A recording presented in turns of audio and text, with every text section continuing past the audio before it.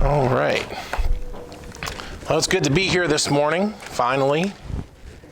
Oh, that was not good getting out to the van this morning and go to open the trunk to put the crate in with our lunch, and it doesn't open. And then the sliding doors don't open.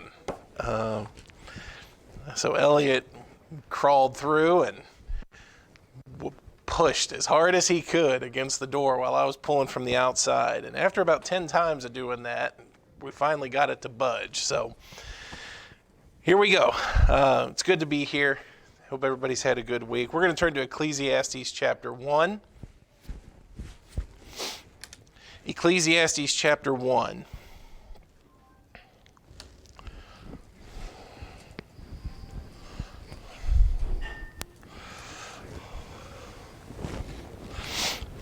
Let's begin with verse 1 here. The words of the preacher, the son of David, king in Jerusalem. Vanity of vanities, saith the preacher, vanity of vanities, all is vanity. What profit hath a man of all his labor which he taketh under the sun? One generation passeth away, and another generation cometh, but the earth abideth forever. The sun also ariseth, and the sun goeth down, hasteth to his place where he arose. The wind goeth toward the south, and turneth about unto the north. It whirleth about continually, and the wind returneth again according to his circuits. All the rivers run into the sea, yet the sea is not full. Unto the place from whence the rivers come, they return, thither they return again. All things are full of labor, man cannot utter it. The eye is not satisfied with seeing, nor the ear filled with hearing. The thing that hath been, it is that which shall be. And that which is done is that thing which shall be done. And there is no new thing under the sun. Is there anything whereof it may be said, see, this is new? It hath been already of old time, which was before us. There is no remembrance of former things, neither shall there be any remembrance of those of things that are to come with those that shall come after. The preacher and his perspective. Perspective is important, right? The lenses through which you view something can shape your view of it. You ever notice probably, when you're in a bad mood, your whole focus changes. And, you go throughout that day and basically, the slightest inconvenience ticks you off. Makes it even worse, right? You see the negative in everything. You see the bad in everything. And yet it would be those same things that if you were in a good mood, you would just brush those things off. You wouldn't focus on them too much. You wouldn't pay them as much attention. Perspective is important. It shapes the way and the light in which you view things.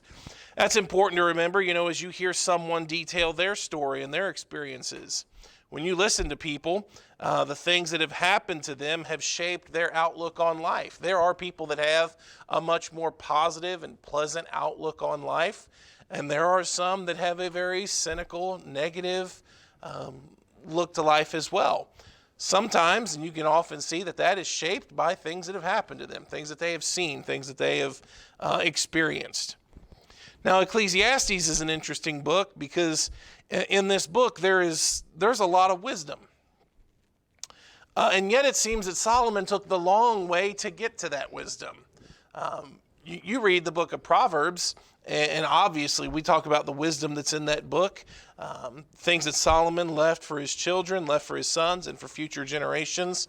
And you just look at those things and you think, man, there's just such insight. How did he know all these things? Well, we are told in the Bible that God gave him a wisdom that was unparalleled to those that had come before and those that came after. When you get to the book of Ecclesiastes, you see similar wisdom, but you don't see it in the same light as you do the book of Proverbs. When you look at the wisdom that's in the book of Ecclesiastes, you almost get it from the perspective of a man that's had some bad experiences that have left him with a good understanding of the world, but he probably took the long way to get there. And to get that wisdom, sometimes you have to put on the glasses that he's wearing and see it in the proper perspective. Because this book, if you're not careful, verse number 2 will show you that it'll throw you into a loop right away, because it's not, you wouldn't think that you would start a book off by saying, vanity of vanities, saith the preacher, vanity of vanities, all is vanity. You know, I understand that at the beginning of a book or a movie, you like to put a hook out there. You like to grab people's attention.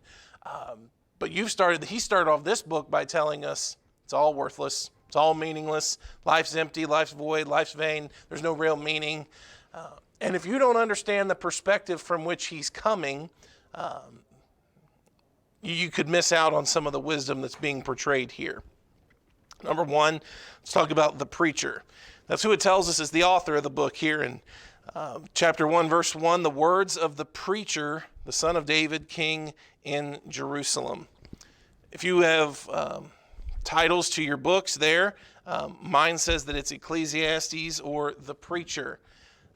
Now, the word Ecclesiastes is an interesting word just because we're used to that kind of language, right? You can quickly see the word ecclesia in the book of Ecclesiastes. Ecclesiastes is a Greek term.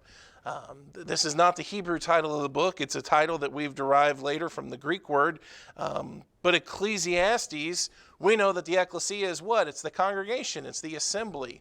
The word Ecclesiastes deals with the one who calls the assembly or the one who does the congregating, right? If ecclesia is a congregation, then the Ecclesiastes is the congregator or the preacher, as we would know of it today. The author here, of course, is Solomon, the words of the preacher, the son of David, king in Jerusalem. The Bible tells us in verse 12 that the preacher was king over Israel and Jerusalem. So the sons of David that became king of Israel kind of narrow it down that it's obviously Solomon that wrote these things for us. In the book of 1 Kings, chapter 3,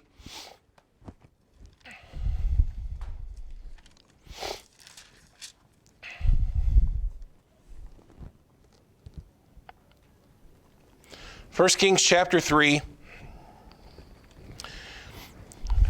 and these verses are more for a reminder of where we're coming from with Solomon. It tells us in 1 Kings 3 and verse 11, it says, And God said unto him, Because thou hast asked this thing, and hast not asked for thyself long life, neither hast thou asked riches for thyself, nor hast asked for the life of thine enemies, but hast asked for thyself understanding to discern judgment, behold, I have done according to thy words. Lo, I have given thee a wise and an understanding heart, so that there was none like thee before thee, neither after thee shall any arise like unto thee.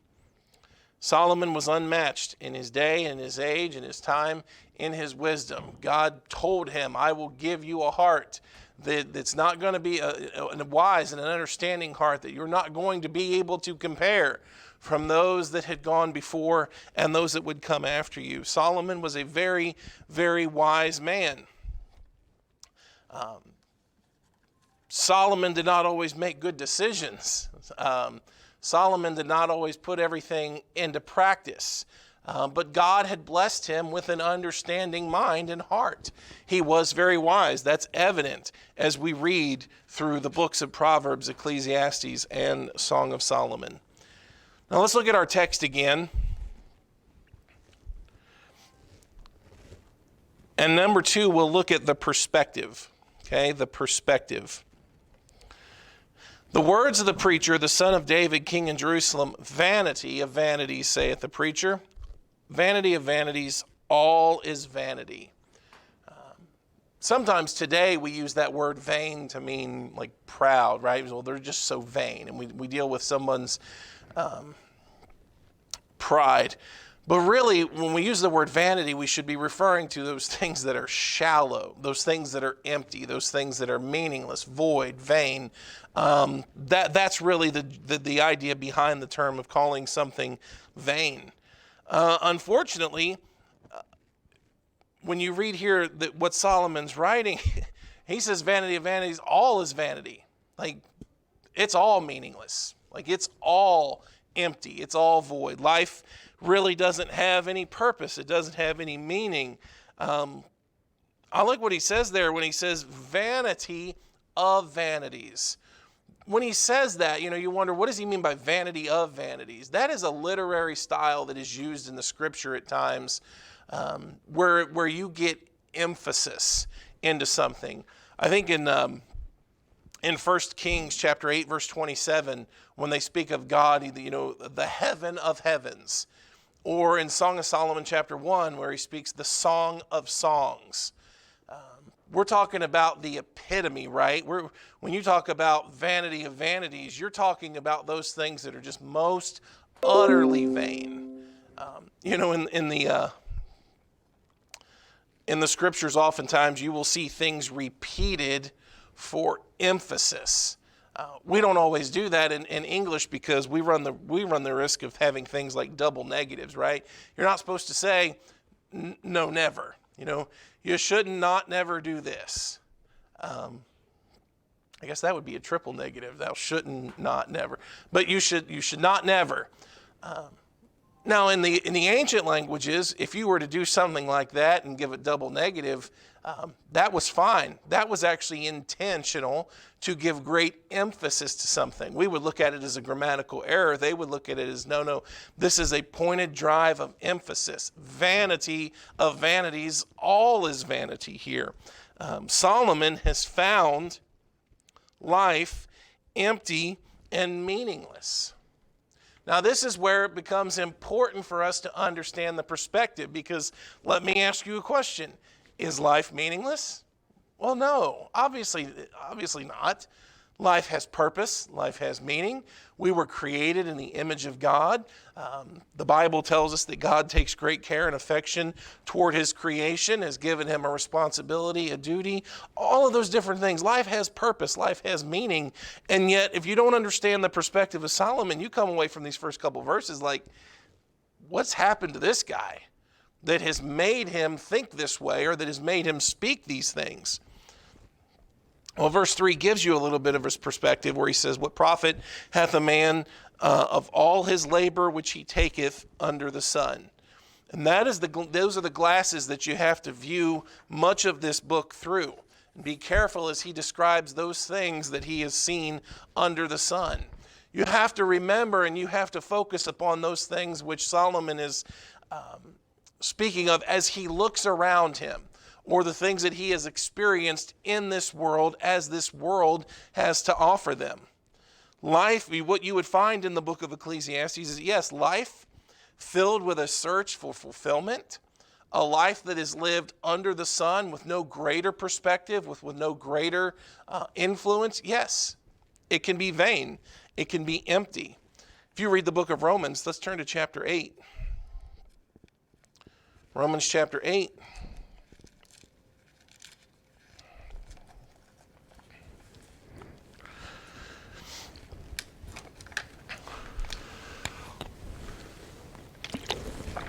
Romans 8, verse 19, the earnest expectation of the creature waiteth for the manifestation of the sons of God. And then the key verse here, Romans 8, verse 20, for the creature was made subject to vanity, not willingly, but by reason of him who hath subjected the same in hope, because the creature itself also shall be delivered from the bondage of corruption into the glorious liberty of the children of God. For we know that the whole creation groaneth and travaileth in pain together until now. Not only they, but ourselves also, which have the first fruits of the Spirit, even we ourselves groan within ourselves, waiting for the adoption, to wit, the redemption of the body. He speaks there in verse 20 about the creature or the creation being made subject to vanity. This world understands that, the creation understands that there's something that's potentially empty, void, meaningless, worthless, and that's why there is a groaning. There is a groaning for that hope, the manifestation of the sons of God, the restoration of all things in Jesus Christ. The creation groans. When it was made subject to vanity, without hope, without the hope that lies before us, guess what? This world would be pretty meaningless. This would not be a great place to live, right? You would be, we're going to read about it here in just a little bit as Solomon progresses in his thoughts, but the creation knows and groans because there must be the hope of something more. keep those glasses on, keep that in perspective as Solomon goes through and tells us a lot of the things in the book of Ecclesiastes. If you see a man who is cynical, if you see a man who is completely negative, pointing out all the things that he finds that's wrong with this world and why there's no lasting fulfillment and why there's no lasting hope and why there's no lasting joy in this world, well, remember that that's what he's looking at around him. If you negate or if you take away the hope that we have in Christ, if you neglect to mention God, to have a relationship with the creator of this world and to see his influence and his design and desire for it, this is the outcome. What profit hath a man of all his labor which he taketh under the sun? So always keep in mind those things that he's speaking of as being under the sun, those things that he is seeing as he experiences life and what life alone has to offer. Okay. Now let's go back to our text. It's true that men often theorize about the meaning of life, but you'll find that most of the men that talk about the meaning of life, they often don't find what it is. There's a search for that. There's a question that men philosophize about. What is life? What's the meaning of life? What's the purpose of life? Why are we here? You'll note that any answer that doesn't come back to our Creator and doesn't come back to the salvation that's offered in Jesus Christ often leaves that question lacking great fulfillment. Now let's note some things that he found that caused this attitude in him. Okay?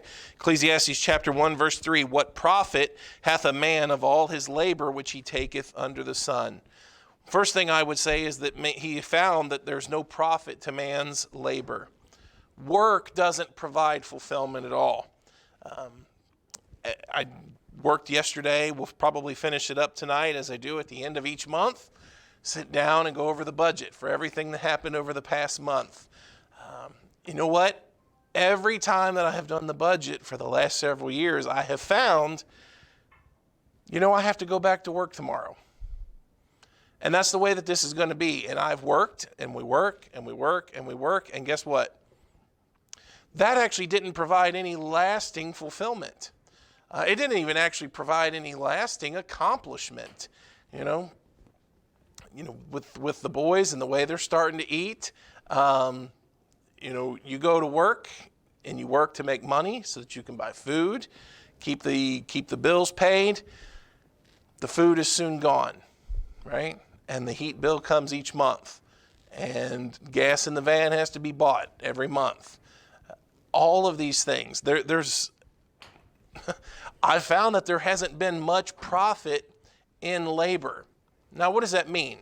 Well, that means I found that I don't really have anything left over, right? Profit is what you have left over after all the expenses were paid, right? Well, guess what? You know what men find as they live, as they work, as they labor in this world? There's not nearly as much left over as we were hoping that there would be. There's not nearly as much left over that would satisfy us. Even men that accumulate great wealth are often not satisfied with what they've accomplished, what they've accumulated. So just looking at life through those eyes, just looking at life as, okay, you know what? I'm going to work, I'm going to make a living, and I'm going to come out ahead. Well, you know what? Men often find that's not how it works. And so he's found that that's vanity. In verse number 4, he speaks about the cycle of life. One generation passeth away, and another generation cometh, but the earth abideth forever. The cycle of life. No one lives forever. All right, now, we understand spiritually that that's not true. But obviously, physically, when you're talking about life, and you're talking about life as the way people see it, people don't live forever. Man of all the creation is one that comes to the realization before it happens that he's going to die, right? You think of all the creation, we know we're not going to be around forever. There is coming a day that I'm going to leave this world. I'm not going to live forever. The earth seems to last forever, but every generation rises and then sets, and it goes, and it comes and it goes. None of us are forever. And then he takes that thought of something passing and something going, something passing and another coming, to verse 5 through 7 as he begins to talk about nature. He's seen the same thing there. The sun rises, the sun also riseth, and the sun goeth down and hasteth to the place where he arose. The wind goeth toward the north and turneth about, or the wind goeth toward the south, turneth about to the north.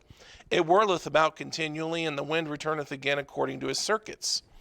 All the rivers run into the sea, yet the sea is not full. Unto the place from whence the rivers come, thither they return again. All these things that he's learned just by watching life, just by watching what happens in the creation, right? The sun goes up, the sun goes down. And that is a cycle that happens daily. And he talks about the winds. He's talking about now things that happen seasonally. You know, the winds as they were in Israel, as they come toward the south and turn about unto the north, and the different cycles of how in the cooler and the warmer months, how the winds change and how those cycles exist. Verse number 7, all the rivers run into the sea. The Mississippi River has been running into the Gulf of Mexico for how many years? And yet the sea level down there is not really any different than it was several hundred years ago. How's that possible? How does that work? Well, that's how the cycle of nature works, right? It rains, the waters run from the rivers into the sea, water evaporates, condensation makes the clouds, it rains, starts the cycle all over again. And he begins to look at this life as nothing but a cycle, right? That it's just one generation after another, just like the sun goes up and goes down, just like I can tell what season it is because the winds come from there and they go to this way, and just as I can watch where we're at in the cycle of life. That's all this is, right? It's just a cycle. Whether you're talking about people, whether you're talking about man's work, whether you're talking about the creation, whether you're talking about nature, it's just a cycle. Verse number 8. All things are full of labor, man cannot utter it.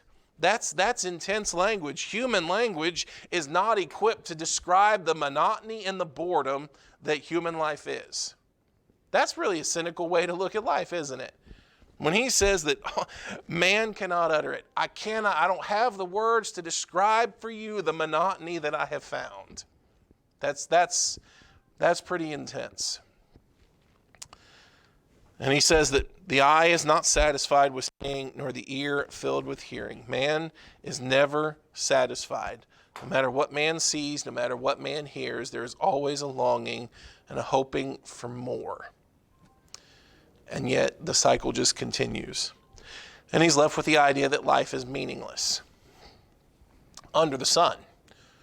Now the Bible obviously tells us that such is not the case, and why perspective is important. Let's turn to the book of Genesis chapter 8.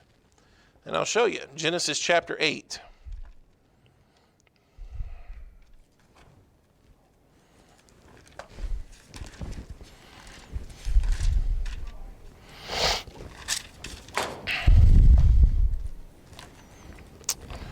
Genesis chapter 8, verse 21, the Lord smelled a sweet savor, and the Lord said in his heart, I will not again curse the ground any more for man's sake, for the imagination of man's heart is evil from his youth, neither will I again smite any more every living thing as I have done. While the earth remaineth, seed time and harvest and cold and heat and summer and winter and day and night shall not cease. Now, you have an option as you look at this world. You can look at what is going on in nature, and you can look into creation, and you can come away without the right perspective. If you just want to look at things as they are under the sun, you know what? This is the way life is, and nothing ever seems to change, right? The sun goes up, the sun comes down, the cycle of seasons, the cycle of rain, and all of those things. And I just don't see anything different. I just see life as just a vicious cycle, and I'm just here in my part of the time for it. Or when you have a proper perspective, or if you were to look at things not as just under the sun, actually God gave a promise. When you look at those things that are a cycle and those things that just viciously repeat and happen and happen and happen again and again and again, one perspective could be to look at those things that, this is God fulfilling his promise. That from the time that he cursed this world and the time that he brought a flood into this world, he gave a promise that from that point forward, not only was he not going to destroy the world, but there would be a great consistency and a faithfulness in his providing for the world. Seed time and harvest, day and night, cold and summer. Your perspective on it can change a lot.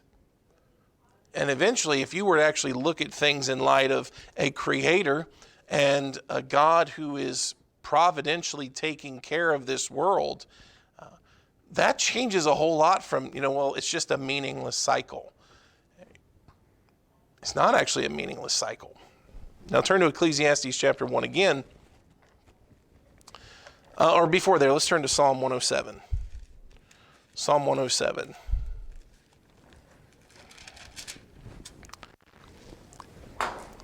You see then that perspective changes everything. And that's why when you read the book of Ecclesiastes, Solomon is not telling you that life is meaningless, but he is telling you that life in this perspective is.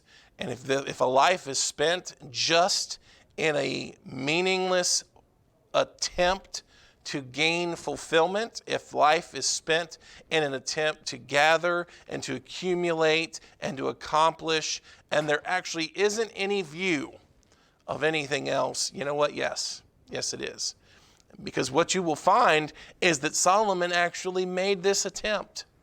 Solomon spent a portion of his life trying to find happiness and fulfillment, and he filled it, as you'll see in history and then later in the book of Ecclesiastes.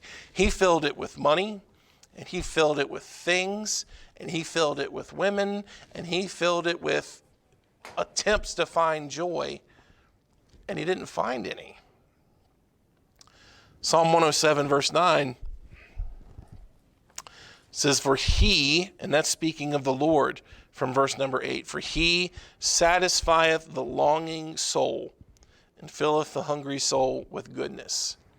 You see, the longing soul, or the soul that is hungry, can be filled. Now you read the book of Ecclesiastes and you read just what we've read in the introduction so far, and here you've got a guy that's just, no, labor never works. There's no profit. There's no benefit. There's no blessing. Well, that's the perspective under the sun. But in Christ and in our Lord, it says that he satisfieth the longing soul. Jesus Christ even made this clear when he spoke with the woman at the well, right? You keep coming to this well, and you will continue to come back to this well, because he that drinks of this water will thirst again. He that drinks of the water that I can give, guess what? He'll never thirst again. Ecclesiastes chapter 1.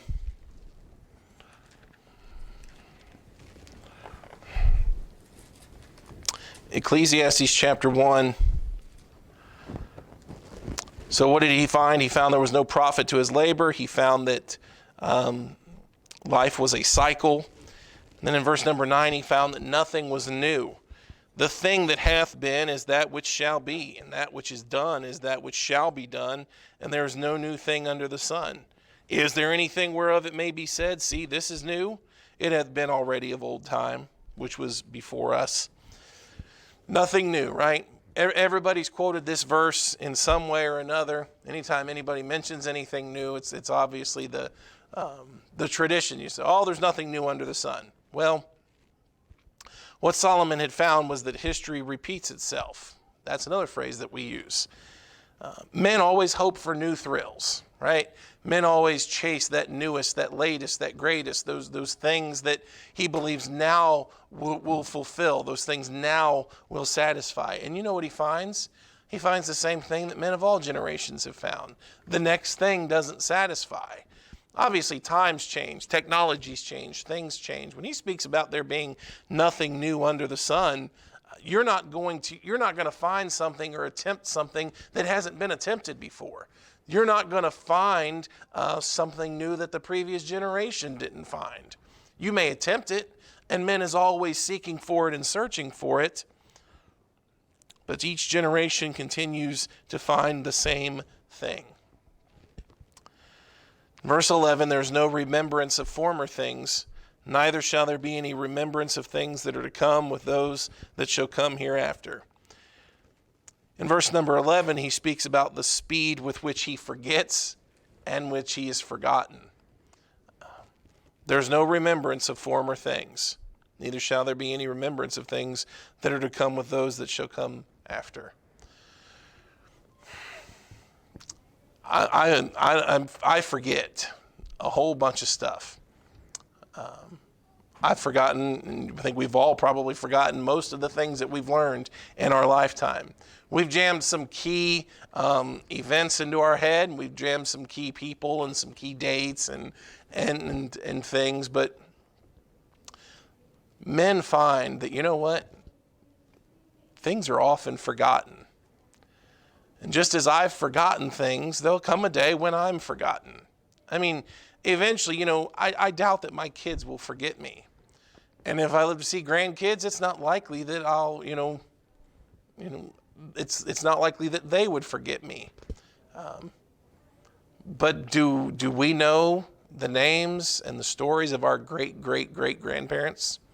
I mean, if we just get 5-6 generations away, I don't even know their names. I don't even know, I don't know anything about them. And Solomon has looked at all of these things so far, and he's just in the prologue, he's just in the introduction of the book, and now he's telling you that what I have found has led me to believe that there's not any meaning in this stuff, that there's not any lasting fulfillment, that there's not any lasting hope or joy in the things as I have seen them under the sun. Okay? I have found that life is a vicious cycle, that things, the more that they change, the more that they stay the same, that there's nothing new under the sun, that I've forgotten so much and will be forgotten myself someday. And this is a very cynical approach to life. And yet what we found in looking at these other scriptures is that we have to keep in mind that the perspective, okay, what he is doing, what glasses is he looking through? And what we would share with men is the absolute truth. I can look at these verses 1 through 11, and obviously you and I both know life is not meaningless. Life is not vain. There is a great purpose, calling and importance to life. But we would share with men that if they miss the perspective of the Creator, what God has done, what God has ordained and planned for our lives, if men miss out on Jesus Christ and they don't have that spiritual influence, yes, men are going to find that this life is nothing but a cycle and that there is nothing that offers lasting hope. So there's great wisdom in this book. Solomon takes the long way to get there because he goes by the way of experience, and he looks around and he's going to try some things, and he's going to find the same thing that we already know. Without Christ, without God, there's not a lot that this world has to offer that really has value and has meaning. Okay? So as we look at this, we're going to look at a few chapters and some of the things that Solomon attempted, and we'll see some of the wisdom that he can give us from those things. All right. Father, we're grateful to come today. Again, we are blessed to be here.